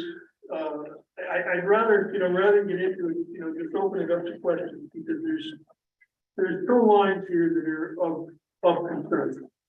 The one which last year we lost or had a negative number of 675,000, which was health insurance. And we just received about 4.5 weeks ago a notice from the state on the police pension contribution. And I've got the figures here. We are currently paying for the state of Connecticut, the MERS program, which is the Municipal Employees Retirement System. We pay 24.82% on all police salary, all uniform police salary. That has been increased as of July 1st to 29.92%. Again, it's something 29.2 we from have what? no control over, but it is up 24.82. or just fractionally over a 20% increase in the cost. And that is, policeman earns $1,000. We right now are paying in $248.20. As of July, we will be paying $299.20. We will be increasing private. This increase, but it's a big increase. It's only Our figures year to date, let me give you the 8-month figure. We've spent through the end of February, $1,169,702. If you look at that, we're probably going to add 50% onto that. So we're going to spend another 570,000 for the year, which will bring us up to about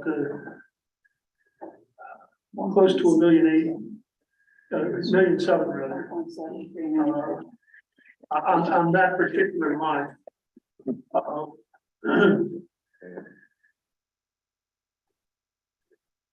Is there offset in this for private duty? Since we are, billing the customer, Yeah. is there some kind of offset? You just said The offset is that the rate will go up accordingly. We increased it because of the new police contract. We increased it back in November slightly, and we will be increasing it again. And we're locked into another increase. We're in a contract, and we're going to have to recalculate it. So it will be going up. And here's the utility companies. They never complain about it because it's just a pass through. When they have, you have a cop up watching them put a wire up on a pole or digging a trench for something. They're the major ones, and a lot of the tree services that are around are being paid by UI and the phone companies because of the wires. And we never get a complaint from that, but it's something. If you look at the budget for private duty, it's about less than 20% of the overall payroll budget of the police department plus private duty. But police officer, a uniformed police officer, is the lowest ranking or the chief. Every dollar they earn, they're going to get 29.2 cents going into their pension fund for the state of Connecticut. And we received that letter. I should have brought that letter with me. And it came. We knew it was coming because last year was dated March 4th. This year was dated March 3rd. We didn't get it till about the 10th or 11th of March, but we got it. Well, can I comment on it? This is a pass-through expense. We provide the MERS pension program for our police department. It's positive. There's a lot of good that comes from it. We're able to hire police. People come to us and want to work for us because of this pension plan. So it is a positive thing. If we've got to compensate by increasing the private duty rates and beyond what we are, then let's do it. This is a pass-through. You gotta bite it. You gotta bite the bullet. There's a lot of positive things that come from it. When there's a shortage of all kinds of help, all kinds of people, and we've had no problems hiring policemen. I understand the cost, and we've been in this program for many years, and it's a positive. It's a good program. Our people benefit from it. For the most part, it's a positive thing. I mean, we have to bite the bullet and we have to pass it on. Now, sometimes, and we just have to. I don't know any other way to describe it. I don't know any other way to say that. It's like anything else. It's the way you do business in this state. You know what I mean? It's a pass-through, and you bite the bullet and do it. And if you have to compensate by raising the private duty rates, let's raise them. Yeah.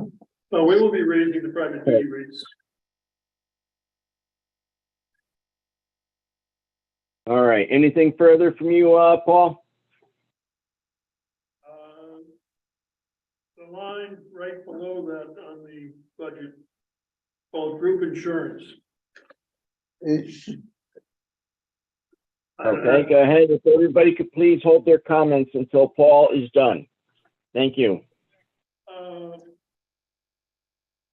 As I mentioned earlier, and Joe was asking about surpluses in the department and stuff like that. This budget line last year had a deficit of $675,000. We have spent through the end of March, or for 9 months, $4,118,187. So we are essentially $418,000 over the budget with 3 months to go. Additionally to that, I think I mentioned, we have back in, we had to, St. Patrick's Day, by March 17th, we had to lock in a rate increase on our stop loss pertaining to all individuals. And that rate increase went up 25.16%. Basically, on the city side, and then that's for the Board of Education too. On the city side, that locks us in on just that portion of it to $100,000 increase. That rate increase. I'm just giving you the numbers. I'm saying, we're going to have a significant deficit. Many of the employees, roughly 100 employees, were notified last week. There in several of the union contracts, there is language which if the increase exceeds 8.5%, for a particular year, the individuals have to pick up the difference. So for this past year, as a result of that increase, and that had first happened, I believe, in fiscal 20. It has happened again this past year. We will start as of May 1st collecting money. We hopefully can collect close to $200,000, which will come out of individual salaries, with the exception of the police department, because the police department are already paying a portion of their wages for co-payments for health insurance.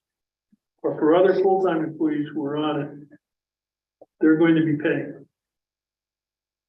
And that's members of the Teamsters Union, clerical and technical people, merit system employees, the mayor, et cetera, et cetera. And the likelihood, I just did some figures this afternoon with Robin Skoronsky. That's going to hit again for this year, because we are going to exceed, we're going 8.5% over last year's costs. And so that's going to double back. So they're going to have 24 months of payments as a result of what our history is, or what our history has been. I'm open to questions. I don't know if I have any answers.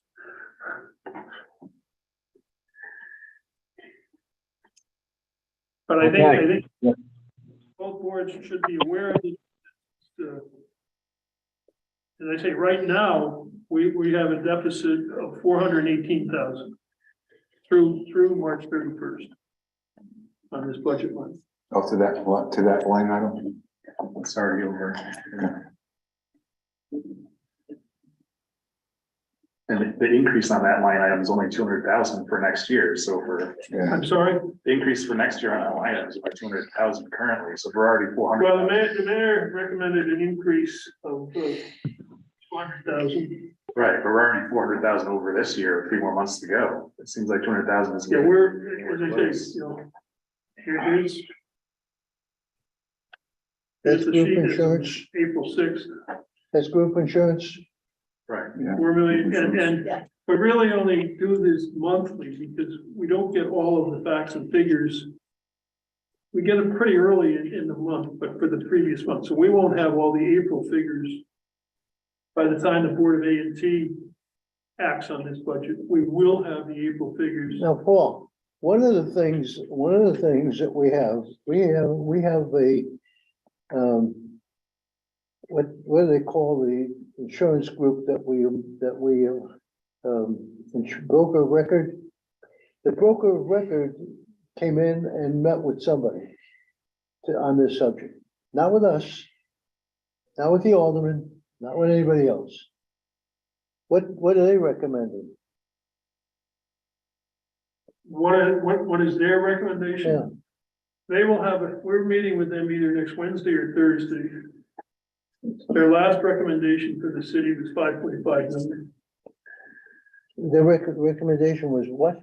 5.5 million. What is that? What did they recommend? That's in order to meet. And at that point, we hadn't locked in. They had a little bit higher rate on the, we'll have a new figure as of by next Thursday. Right, I mean, this is, from now on, each month, the experience, we are experience rated, so the experience is going to continue through the end of the year. When the end of the year comes around, we'll know exactly where we are and what we're over, where we stand. Well, until then, we won't know exactly, but, and this, will this change? In my opinion, I don't think it's highly unlikely that the trend of exceeding the cost is going to back off and change significantly till the end from now until the end of the fiscal year. So we know we're gonna be over, We get, but there's nothing, the point I wanna make is this. While we're going to be over this year, and we were over last year, what the general consensus is for all bodies, and this is not only the city of Shelburne, it's the Board of Education as well, it's other municipalities, it's other state groups and so forth. It appears that the reason given is happening is because during COVID, all elective surgery primarily was held off and put off, and now people are catching up and going for the elective surgeries, and that, but it's the one of the concerns is. it's going on longer This is a than we report, can explain. this is a report that we get from Smith Brothers, who is our consultant. And I think we can share it with the board after next week, or the boards.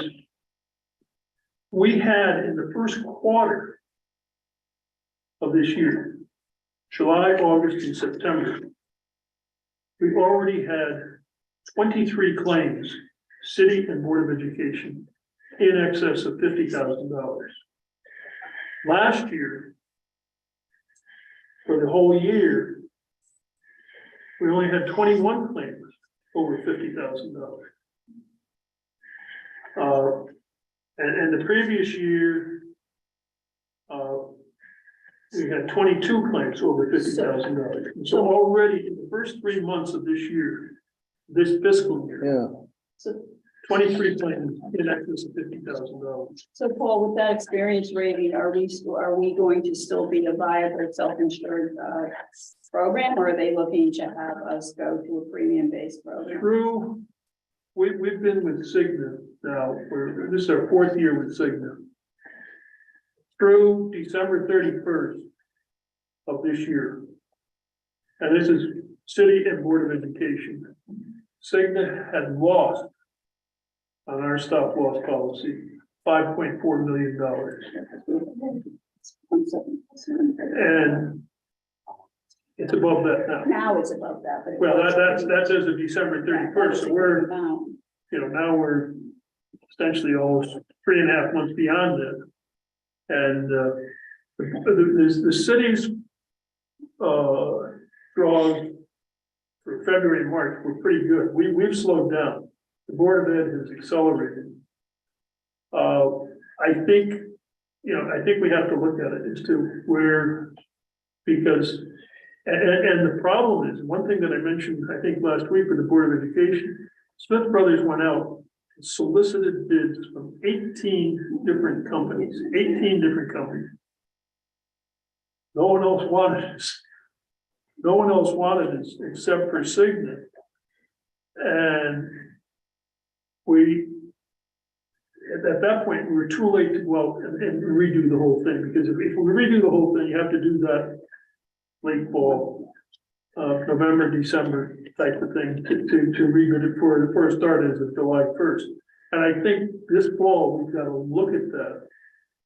We have a meeting scheduled with them. I haven't finalized it. It's either going to be next Wednesday or Thursday, in which they will have numbers through the end of March. But their figures through the end of December were someone asked, what are they recommending? And they're recommending for the city's contribution at 5.5 million. And I think if you look at it, you do the quick arithmetic. We're 4,118,000 into this year for 9 months. That means we're spending about 460,000 a month. Yeah. On it, which means we're gonna incur, probably the city's gonna incur another 1.2, 1.3, 1.4 million in cost for June, April, May, June. it's, you know, it's a problem.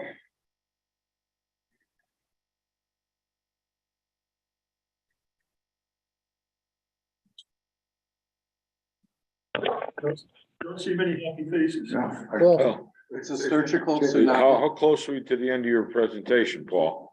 What's that? How close are we to the end of your presentation?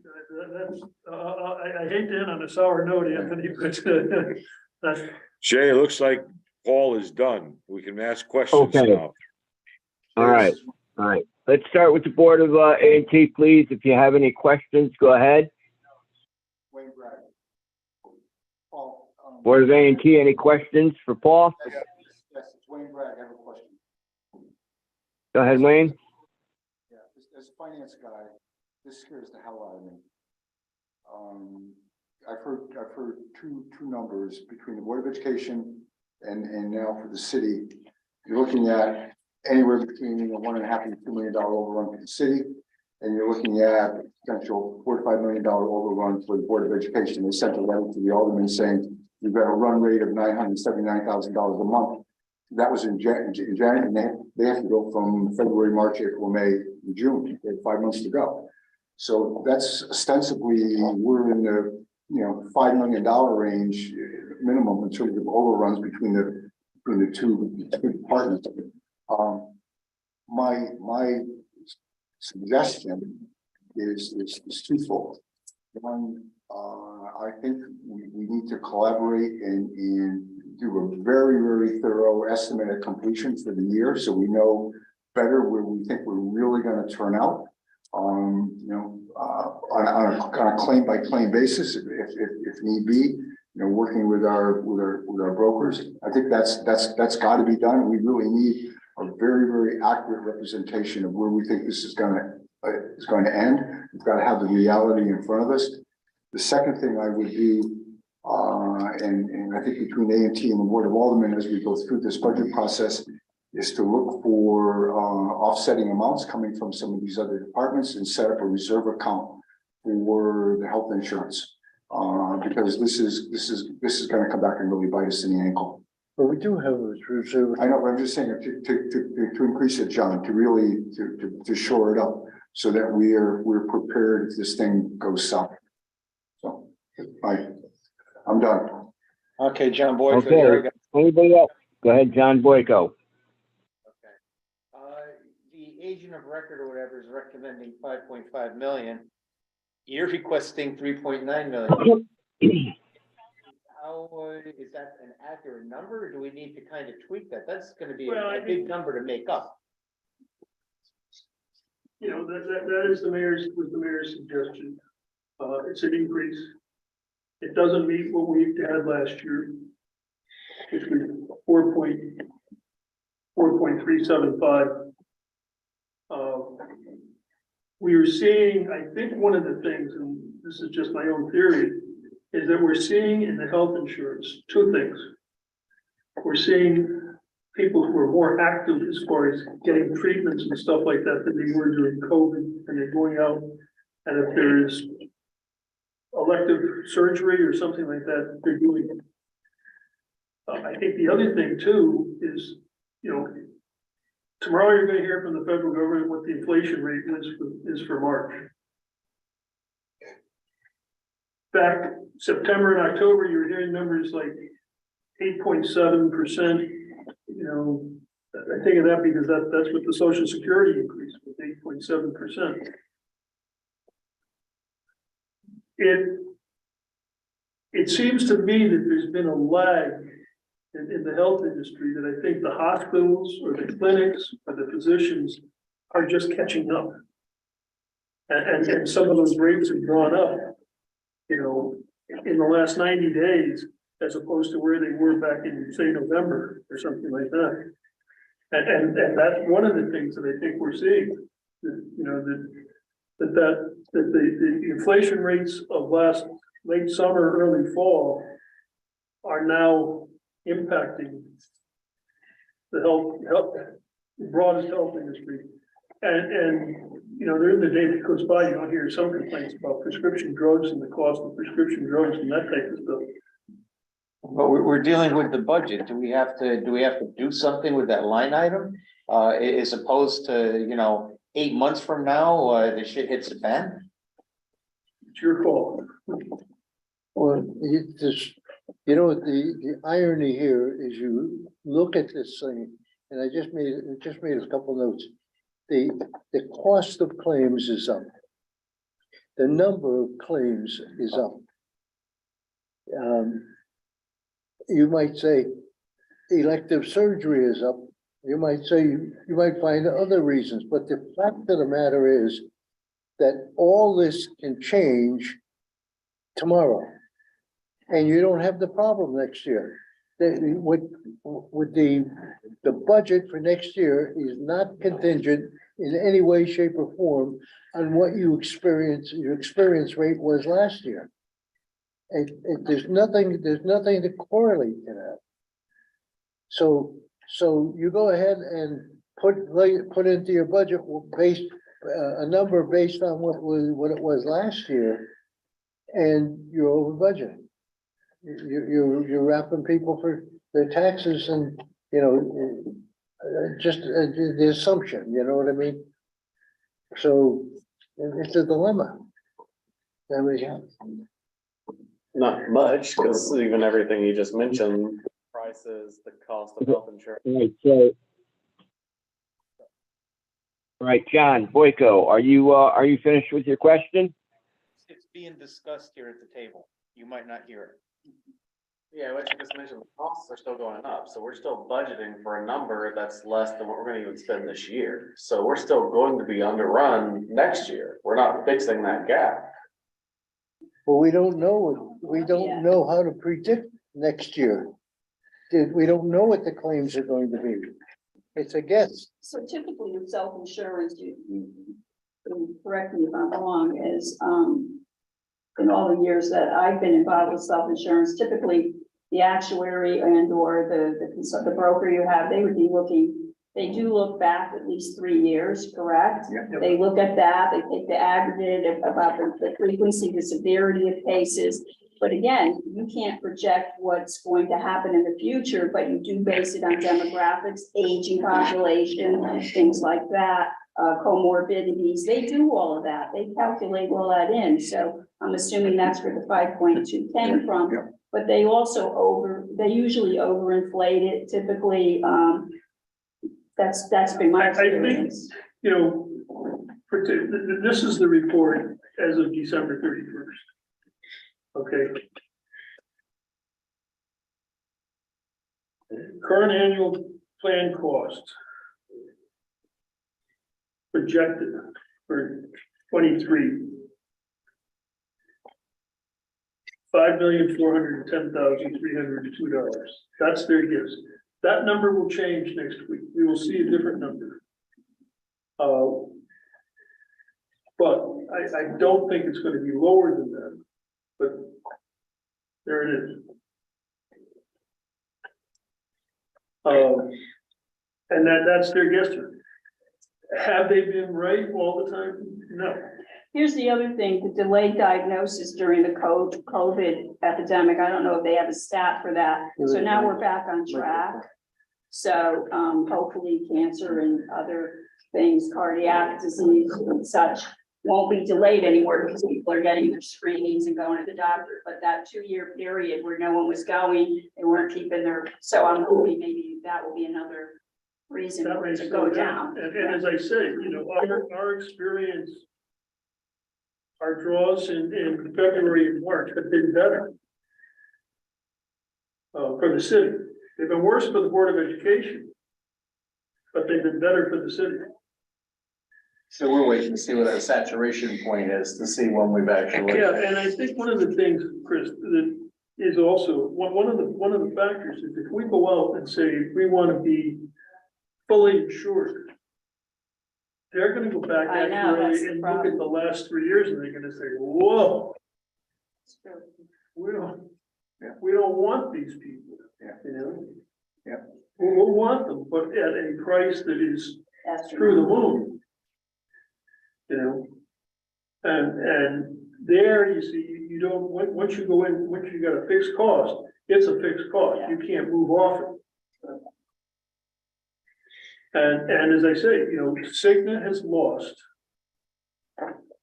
through December 31st, 3.5 years, $5.4 million. Well, my other concern is if Cigna was the only one that took us, who's to say that they'll continue to want to do that if they're the only, that's a little concerning too, no? Or That they is- jack that up the is a rate. concern. And I think what the others are looking at, because the others are seeing the history. Yeah. Jay, Yo, any more Hello. questions? Are there any more questions, I guess, I gotta ask? yeah, okay, it dropped off for a second there. Any, further questions for Paul Hillard from anybody? Just a comment. Any further questions from Mr. Hillard from anybody? Comment from Joe Knappich. It seems that this budget faces two serious problems, one having to do with the Board of Education, and one having to do with these insurance costs. Solution of these problems is going to befall the fiscal authority, the Board of Aldermen. And they're gonna have some work to do to solve these problems. I suppose money could also be borrowed and paid back early if the situation does not become dire. But very definitely, I, at this point, question the validity of this budget with those two problems. Thank you. All right, thank you. All right, anybody else? Anyone else?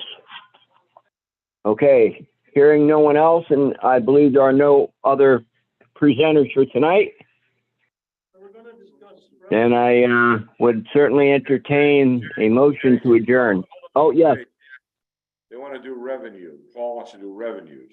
Where do you wanna delay it? Or do you wanna delay it? We can delay it. It's already 8:40. You wanna call it till then? Delay it. Delay it? Delay it to Thursday. Next Thursday, next Tuesday. Next Tuesday. The 18th. okay. Okay. Would you agree to that, Jay? Yeah, absolutely. Same time, same bat channel. Roger that. Call the German, I believe. Okay, so do we have a motion to adjourn? I'll make a motion to adjourn. Second. Second? Okay, all in favor? Aye. Aye. Okay, very good. Thank you very much, everyone, for all your time and efforts. We'll see you, next Tuesday, the 18th. Thank you. Thank you. Y'all have a great night. Thanks, Jay. Thank you.